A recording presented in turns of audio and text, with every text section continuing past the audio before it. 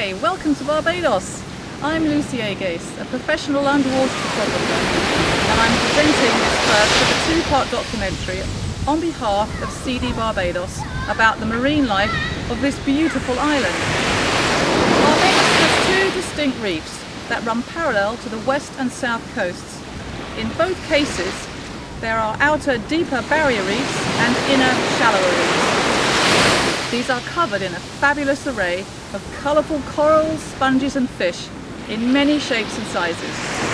There are also a variety of wrecks to explore. So come with me now and let's take a look. The majority of diving is drift diving at depths between 25 to 90 feet. To scuba dive, a certification is required. All the island's scuba diving centres offer training courses, which will usually take 3 days and will include some dives. This will enable you to dive with confidence, awareness and safety. This is the wreck of the Palmyra, a Greek freighter which was purposely sunk in 1985. She lies between 40 and 60 feet and is an easy, fun, interesting dive. The Barbadian Queen is one of the wrecks situated in the Carlisle Bay Marine Park, a shallow protected area where the colours are vivid and the fish life quite tame. The Stavra Nikita is the largest and deepest wreck in Barbados. She is 300 feet long and the main structure is between 80 to 130 feet deep. The sponge-encrusted masts shown here on the right reach up to within 20 feet of the surface. Shallower inner reefs like this one are nursing grounds for thousands of juvenile fish.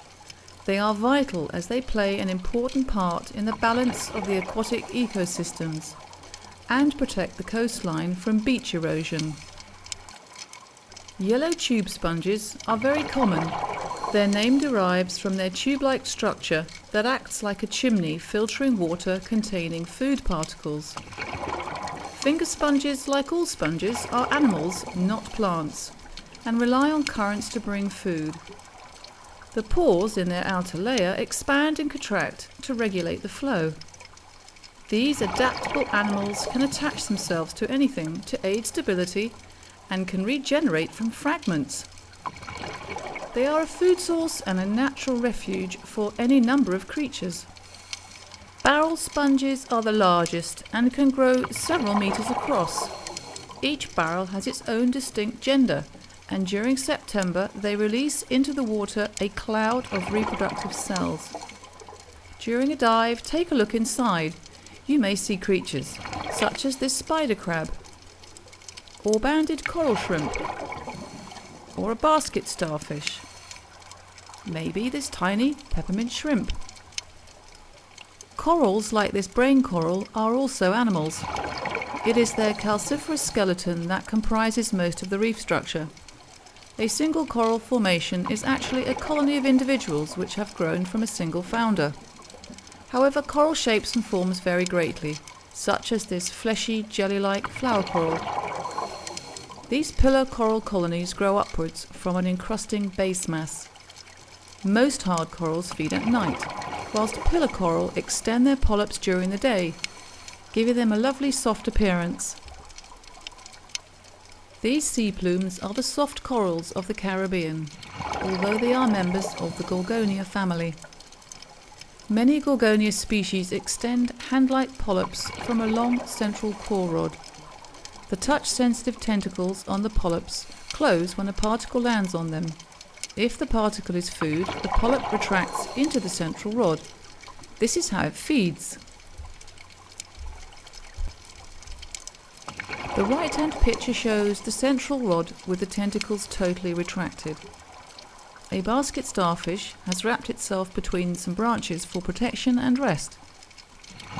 Gorgonias have a number of predators, such as this stinging fireworm on the left and flamingo-tongued snails on the right. Star coral can form massive boulders and domes and comes in a variety of colours. These are the dominant coral species on the reef. Here the polyps are open and feeding. This usually occurs at night. Rose lace coral is delicate and beautiful. However, it falls into the category of a stinging coral, caused by their tiny hair-like polyps. Of stinging coral, file coral is the most potent and common. It can either branch out or encrust, as it has done to the shell of this clam on the right. The largest branching coral is called elkhorn coral. It is very susceptible to damage and is unfortunately endangered. This is an example of a cactus coral on the left, and to the right, a juvenile artichoke coral. As it matures, it loses its vibrant colour. Fan corals have evolved as the giant nets of the reefs. They grow at right angles to the prevailing current to optimise feeding on plankton. The Barbados fish life is as varied as the sponges and corals. Many species of schooling fish inhabit the waters above the reef, such as these creel wrasse. Because they're filter feeders, they play a role in maintaining the water clarity, which lets essential sunlight reach the reef. These colourful small-mouthed grunts are always found in schools and on shallow reefs. Probably the most popular fish is the seahorse. These gentle, shy creatures are usually found motionless near the seabed, waiting for food particles to pass by in the current. Unique to seahorses, the male carries and gives birth to the live young. They have partners for life. Even after one dies, the other won't seek another mate. Closely related to seahorses are trumpetfish.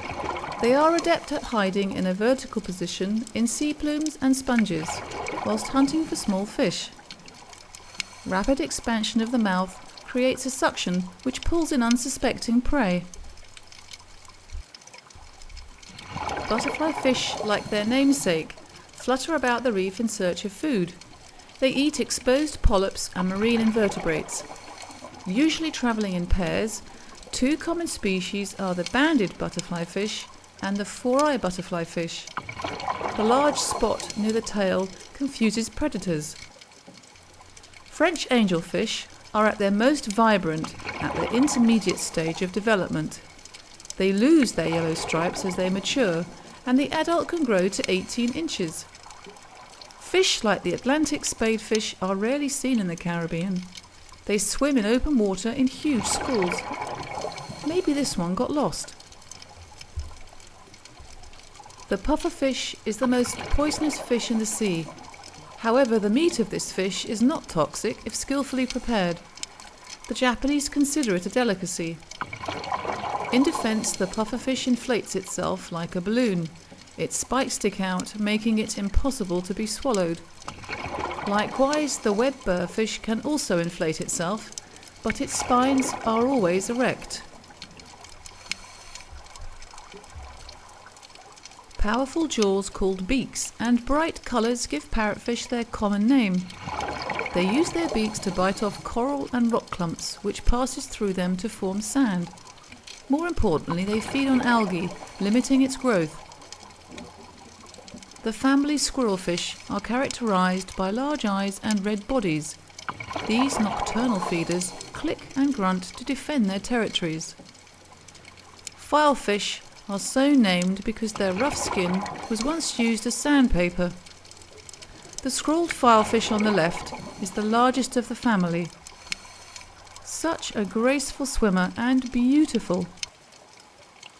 Masters of disguise, peacock flounders change their colour tone to suit their surroundings. Starting life upright, as they mature, one eye migrates to the other side. They lie motionless on the seabed, waiting for prey. Frogfish use a similar tactic, sitting, waiting for their next meal, but with a notable difference. They wave a lure attached above their mouth to attract fish to within catching distance. We hope you have enjoyed watching and found this mini documentary interesting. Join us again for part 2. For more information, take a look at the following websites: